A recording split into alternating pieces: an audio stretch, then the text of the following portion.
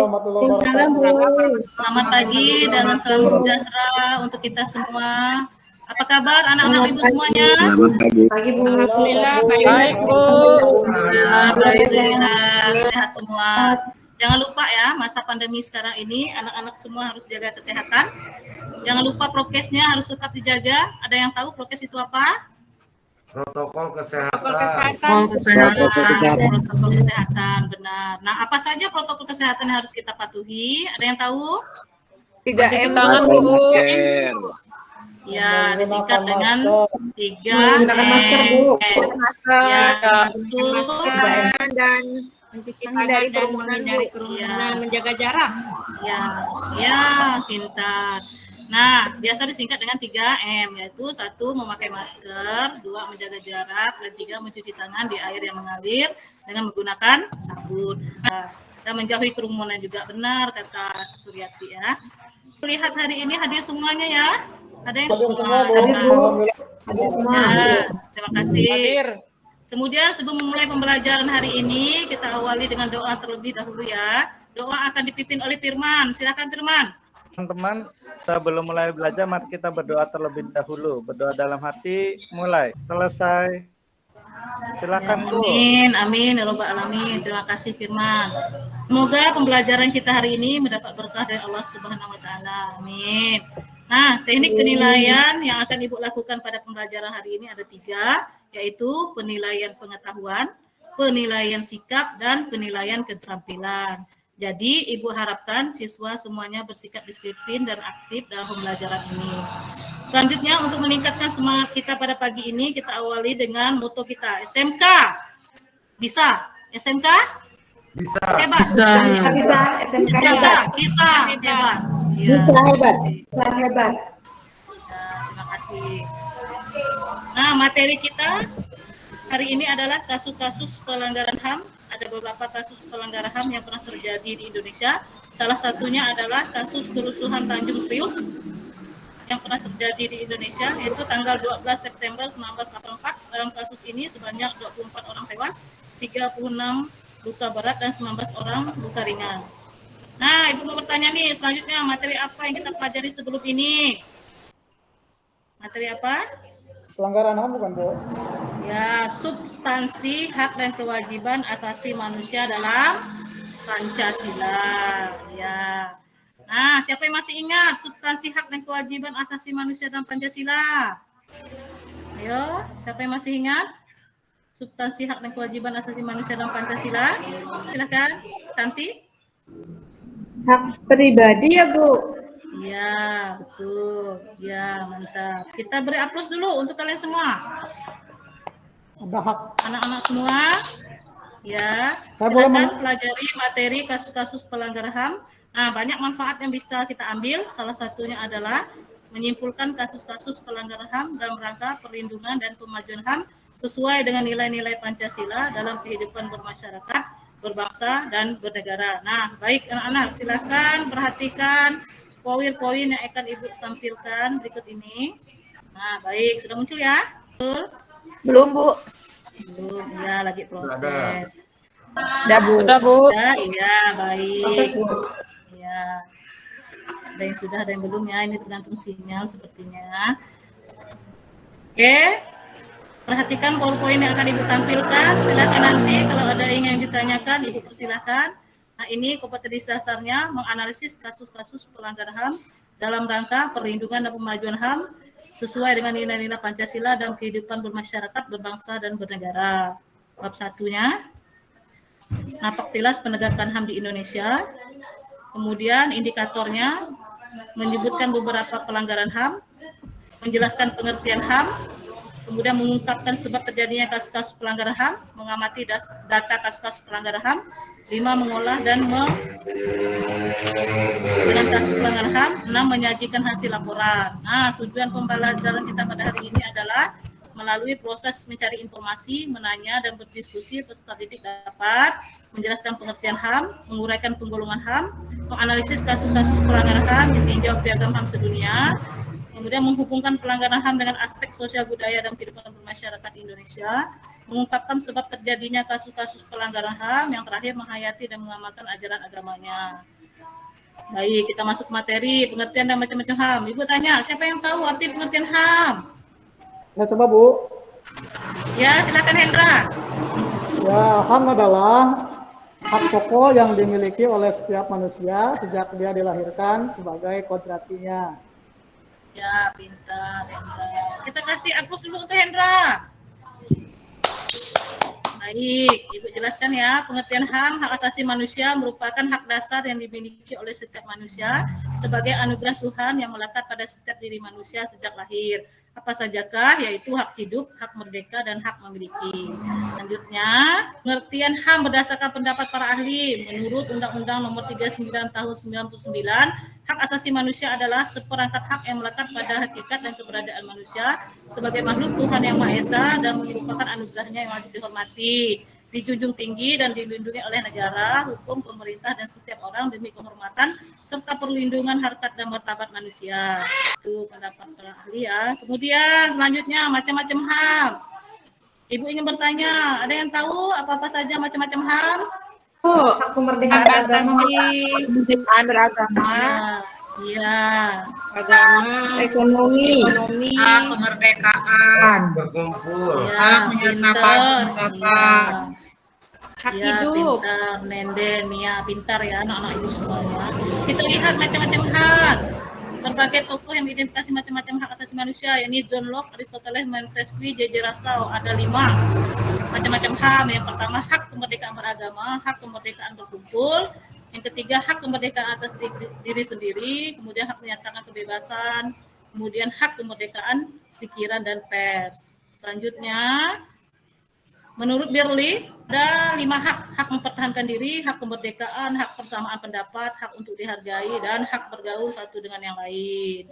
Nah, kita lihat penjelasan masing-masing hak asasi manusia terbagi atas 1, hak asasi pribadi. Ada yang bisa menjelaskan hak asasi pribadi itu apa? Silakan. hak ini Bu, memeluk agama, kemudian bepergian, mengeluarkan Iya. pendapat, dan lain-lain. hak memilih dan aktif di organisasi atau perkumpulan, Bu.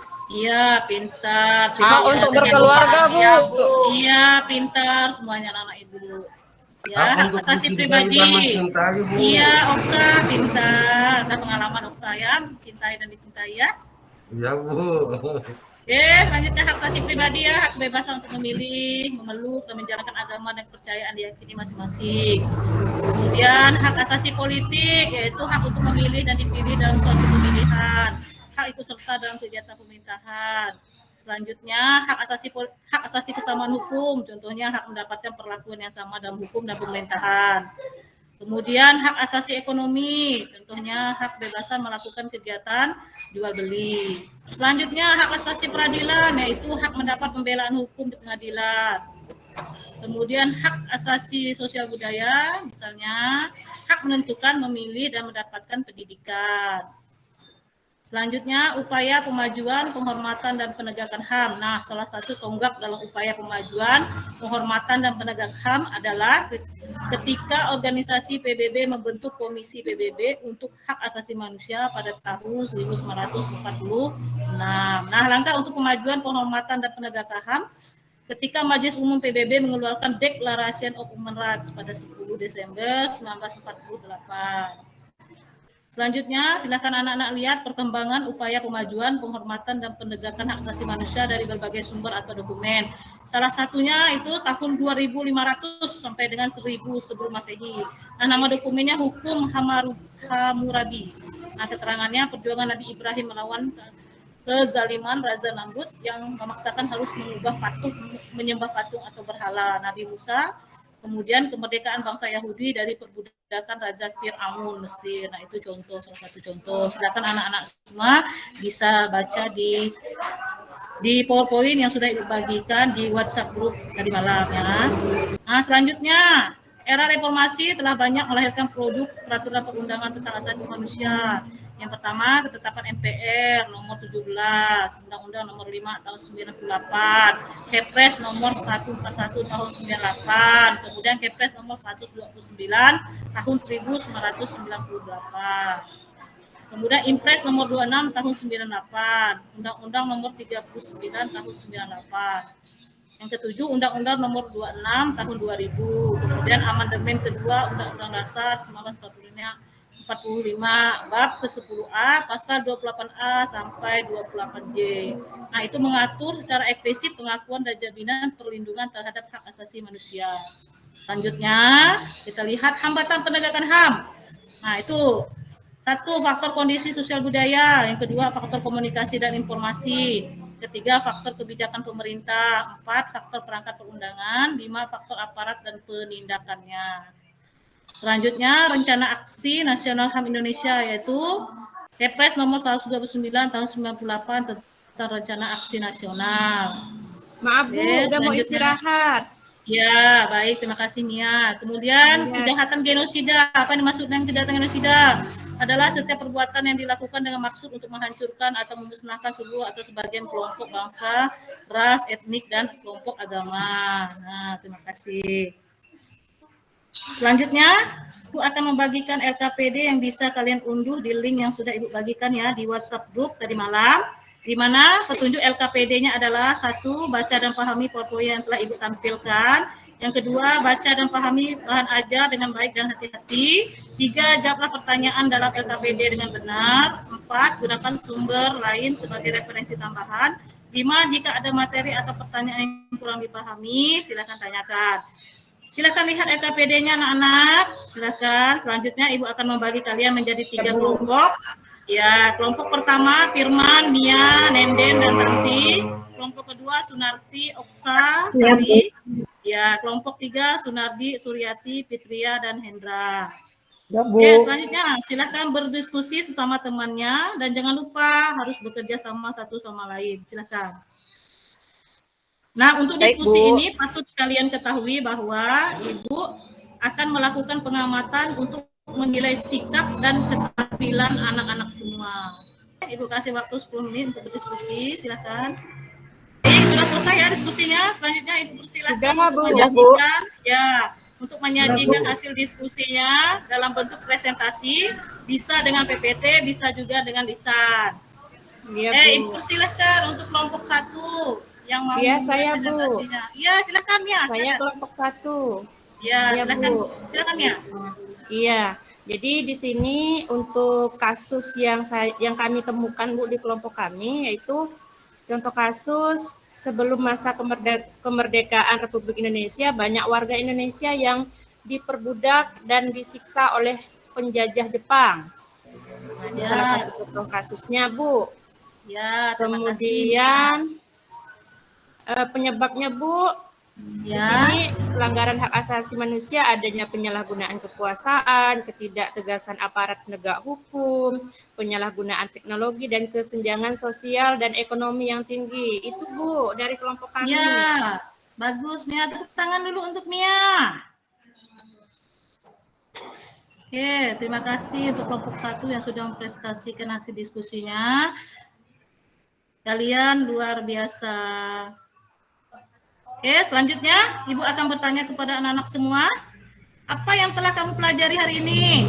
Hak asasi manusia. Tentang kasus-kasus pelanggaran hak asasi manusia. Nah, apakah ada yang belum kalian pahami pada pembelajaran hari ini? Insya Allah sudah paham. Alhamdulillah. Apa manfaat yang kalian dapat ambil dari pembelajaran ini?